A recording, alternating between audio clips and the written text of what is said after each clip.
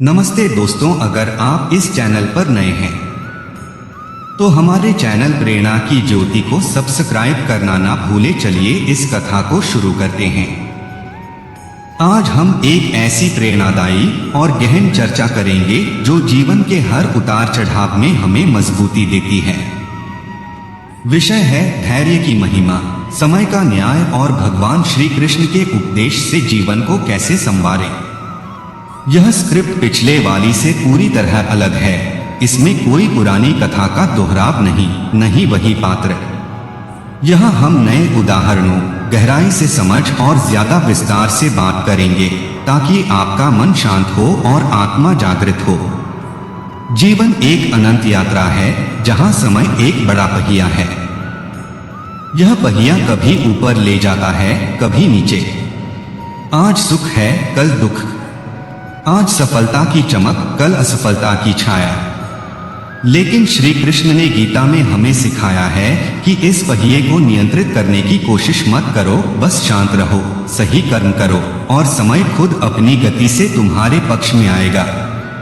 गीता का वह सुनहरा श्लोक याद कीजिए, अध्याय 2 श्लोक 47। कर्मण्येवाधिकारस्ते मा फलेषु कदाचन माँ कर्मफल हेतुर्भूर्मा ते संगोस्त्व कर्मणि। सरल अर्थ, तुम्हें सिर्फ कर्म करने का अधिकार है, फल पर कभी नहीं। फल की इच्छा से मत बंधो और कर्म छोड़ने में भी आसक्ति मत रखो। श्री कृष्ण कहते हैं, फल की चिंता करने से मन अशांत होता है, अधीरता आती है, गुस्सा आता है, गलत रास्ते चुनते हैं। लेकिन जब हम धैर्य से, निष्काम भाव से कर्म करते हैं तो समय की धारा हमारे साथ बहने लगती है। शांति आती है और शांति में ही सच्ची शक्ति छिपी है। अब आइए कुछ अलग अलग और जीवंत उदाहरणों से समझते हैं कि धैर्य कैसे समय को मोड़ देता है और जीवन को बदल देता है। उदाहरण एक गरीब कुम्हार की धैर्यपूर्ण यात्रा। एक छोटे गांव में हरिराम नाम का कुम्हार रहता था। दिन रात चाक पर मटके बनाता, बाजार में बेचता, लेकिन बारिश में मटके टूट जाते, सूखे में बिक्री कम होती। लोग हंसते, अरे हरिराम, इतनी मेहनत से क्या मिला, छोड़ दे यह काम। लेकिन हरिराम शांत रहा। हर टूटे मटके से सीखता, नए डिजाइन बनाता। धीरे धीरे उसकी कारीगरी मशहूर हुई। लोग दूर दूर से उसके मटके लेने आने लगे। आज उसका बेटा बड़ा व्यवसायी है और वही गांव वाले उसकी सफलता की बातें करते हैं। धैर्य ने समय को बदला, गरीबी से समृद्धि तक। उदाहरण 2 छत्रपति शिवाजी महाराज का धैर्यपूर्ण संकल्प। शिवाजी महाराज ने जब स्वराज्य की नींव रखी तो मुगलों की ताकत के सामने छोटे छोटे किले थे। दुश्मन मजाक उड़ाते थे। कई बार हार मिली, जंगल में भटकना पड़ा, परिवार को खतरा हुआ। लेकिन उन्होंने कभी अधीरता नहीं दिखाई, धैर्य रखा, गुरु रामदास के उपदेश पर अमल किया, सही समय का इंतजार किया। समय बदला, एक किला जीता, स्वराज्य स्थापित हुआ। शिवाजी ने साबित किया कि धैर्य युद्ध में भी सबसे बड़ा हथियार है। उदाहरण 3 हनुमान जी की अटूट धैर्य और भक्ति। रामायण में जब लक्ष्मण मूर्छित हुए तो संजीवनी बूटी लाने हनुमान जी हिमालय गए। रास्ते में असंख्य बाधाएं आईं, समुद्र, पहाड़, राक्षस, लेकिन हनुमान जी ने कभी शिकायत नहीं की। शांत मन से भगवान राम के नाम का स्मरण करते हुए आगे बढ़े। समय पर संजीवनी लाए, लक्ष्मण जी स्वस्थ हुए। हनुमान जी की धैर्यपूर्ण भक्ति ने रामराज्य को बचाया। यह बताता है जब धैर्य भक्ति से जुड़ता है तो असंभव भी संभव हो जाता है। उदाहरण 4 एक किसान की 4 घड़ों वाली कहानी। एक किसान को पानी की तलाश में 4 जगहों पर गड्ढा खोदना पड़ा। पहली जगह 20 फीट खोदा, पानी नहीं मिला। दूसरी पर 25 फीट, फिर भी नहीं। तीसरी पर 30 फीट, थक गया, लेकिन धैर्य रखा। चौथी जगह पर 35 फीट खोदा और पानी मिल गया।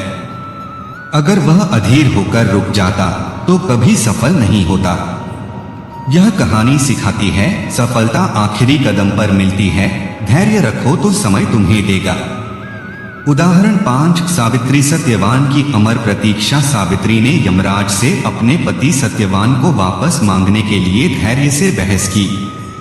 यमराज ने कई वरदान दिए, लेकिन सावित्री ने हार नहीं मानी। शांत रही, बुद्धिमानी से सवाल किए। अंत में यमराज झुक गए, सत्यवान जीवित हुए। सावित्री की धैर्यपूर्ण प्रेम और बुद्धि ने मृत्यु को भी जीत लिया। उदाहरण 6, आधुनिक जीवन से एक छात्र की मेहनत। एक छात्र परीक्षा में कई बार फेल हुआ। दोस्त हंसते, परिवार चिंतित, लेकिन उसने शांत रहकर पढ़ाई जारी रखी। गलतियों से सीखा, रूटीन बनाया। समय बदला, आज वह IAS अधिकारी है। धैर्य ने उसके सपनों को हकीकत बना दिया। प्रिय साथियों, ये उदाहरण बताते हैं कि धैर्य कोई कमजोरी नहीं, यह सबसे बड़ी ताकत है।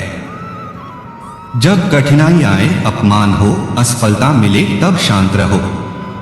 श्री कृष्ण के शब्द याद करो, शांत रहो, कर्म करो, समय आएगा। समय का पहिया घूमता रहता है।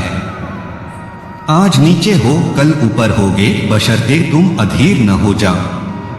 अधीरता से कर्म बिगड़ते हैं, समय और बिगड़ता है। लेकिन धैर्य से कर्म मजबूत होते हैं और समय तुम्हारा साथ देता है। इसलिए आज से संकल्प लो, मुश्किल में शांत रहूंगा, असफलता से सीखूंगा, फल की चिंता छोड़कर कर्म करूंगा, श्री कृष्ण पर भरोसा रखूंगा। अंत में प्रार्थना करें, हे केशव, हमें धैर्य का वरदान दो, मन को शांत रखने की शक्ति दो।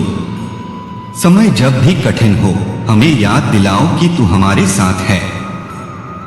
हमारे कर्मों को फल दो, लेकिन हमें फल की लालसा से मुक्त रखो। जय श्री कृष्ण, जय श्री कृष्ण। राधे राधे।